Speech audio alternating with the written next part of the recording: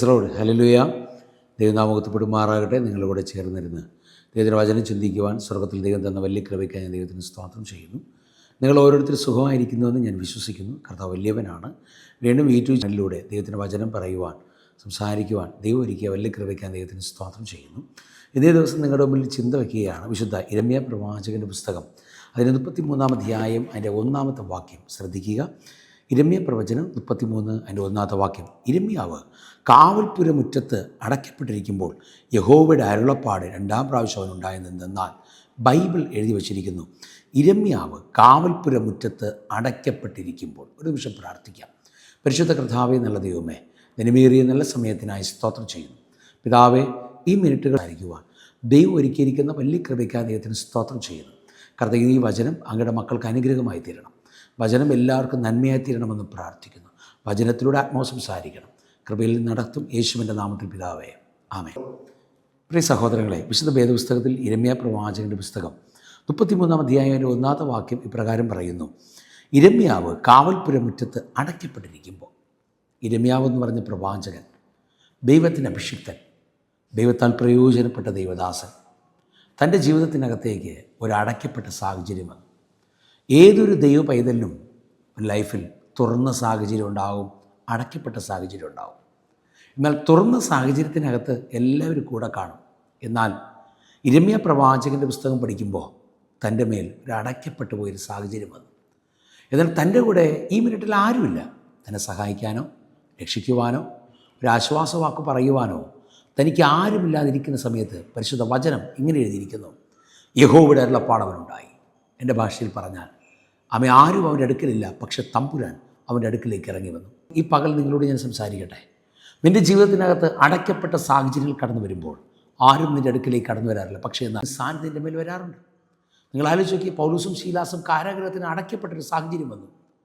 ആരും തന്നെ തുറന്നു വിടാനില്ലാത്ത സാഹചര്യം, പക്ഷേ എന്നാൽ ദൈവം അവിടെയും ഇറങ്ങിച്ചെന്നു.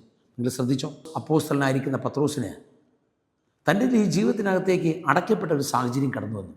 താരുണ്ട് തന്നെ സഹായിക്കാനെന്ന് ചിന്തിച്ച് നിൽക്കുമ്പോൾ ദൈവത്തിൻ്റെ ശക്തി തന്നെ തുറന്നു വിടാൻ അവിടെയും വന്നെങ്കിൽ ഈ മിനിറ്റുകൾ നിങ്ങൾ വിശ്വസിക്കാൻ കഴിയുന്നവർ വിശ്വസിക്കുക, നിന്നെ തുറന്നു വിടുന്നൊരു ദൈവമുണ്ട്.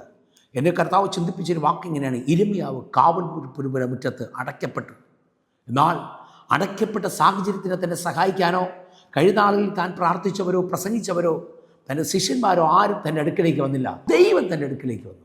ഈ മിനിറ്റുകളിൽ പ്രിയ സഹോദരി സഹോദര, 2024, 23, 22 കാലഘട്ടത്തിലൊക്കെ നീ അടയപ്പെട്ടവനാണോ?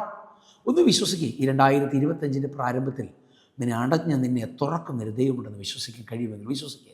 ഈ ദൈവം നല്ല ദൈവമാണ്. ഈ ദൈവം സർവശക്തനാണ്.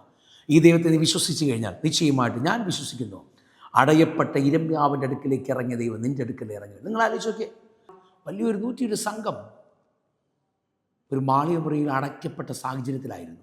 എന്നാൽ ദൈവം അവിടെ ഇറങ്ങിയില്ലേ? അവിടെ പരിശുദ്ധാത്മാവിന്റെ സാന്നിധ്യം വന്നില്ലേ? ഭയപരവശരായിരുന്ന ശിഷ്യന്മാർ അടച്ചിരുന്ന മുറിയിലേക്ക് അവരിരുന്നപ്പോൾ അവിടെ ആരും വന്ന് സഹായിക്കാനില്ല, പക്ഷെ അവിടെ തമ്പുരാൻ ഇറങ്ങിയില്ലേ? ഈ മിനിറ്റുകൾ നിനക്കൊന്ന് വിശ്വസിക്കാൻ കഴിയും. വിശ്വസിക്കുക. ഈ മിനിറ്റുകൾ ദൈവത്തിൻ്റെ വചനത്തിലൂടെ ഞാൻ സംസാരിക്കട്ടെ. നിന്നെ അടഞ്ഞ സാഹചര്യത്തിൽ നിന്റെ അടുക്കലേക്ക് വരുന്നൊരു ദൈവമുണ്ട്. വിശ്വസിക്കാൻ കഴിയുമെങ്കിൽ വിശ്വസിക്കുക. ഈ ദൈവം നിൻ്റെ വിഷയത്തിൽ പ്രവർത്തിക്കുന്നവരാണ്. ഞാൻ നിങ്ങൾക്കിട്ട് പ്രാർത്ഥിക്കാൻ പോവുകയാണ്. അടഞ്ഞ സാഹചര്യത്തിൽ ഇറങ്ങി വരുന്നൊരു ദൈവമുണ്ട്. ഞാൻ നിങ്ങളോട് സംസാരിക്കുന്നവരായി മറക്കരുത്. നിൻ്റെ അടഞ്ഞ ലൈഫിൽ അടഞ്ഞ സാഹചര്യത്തിൽ ഇറങ്ങി വരുന്നൊരു ദൈവമുണ്ട്. ദൈവത്തെ വിശ്വസിക്കാൻ കഴിയുമോ?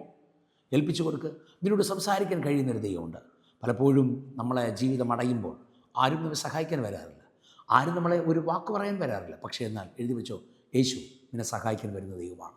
വിശ്വസിക്കാൻ മനസ്സിനുള്ളിൽ വിശ്വസിക്കുക. ഏൽപ്പിക്കാം, പ്രാർത്ഥിക്കും. പിതാവേ, ഈ പകൽ ഞങ്ങളെ കേൾപ്പിച്ച ആലോചനയ്ക്കായി സ്തോത്രം.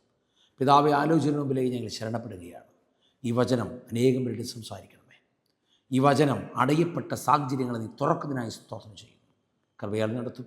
വചനം കേട്ട സകലവരെ അനുഗ്രഹിക്കും. യേശുവിൻ്റെ നാമത്തിൽ പിതാവേ, ആമേൻ, ആമേൻ, ആമേൻ. God bless you. കഥ നിങ്ങൾ അനുഗ്രഹിക്കട്ടെ. ആമേൻ.